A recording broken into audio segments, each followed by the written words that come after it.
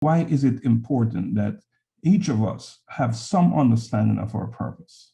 It is important for each of us to have a deep understanding of our purpose, because if we do not have an understanding of our purpose, then we're just living. We're merely existing, I should say. We're existing. We're here. We're functioning, but we're existing. We're not living.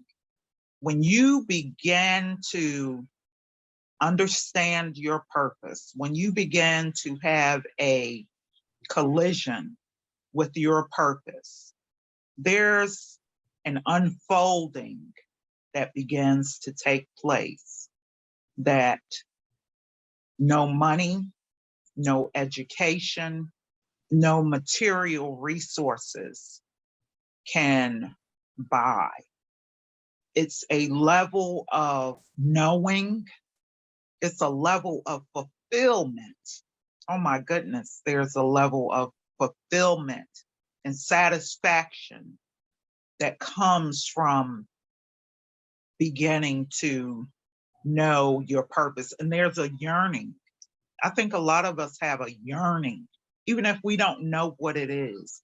There's a yearning to know why we're here. Is it possible that some people are actually living their purpose without knowing it? I would say so. It's quite possible.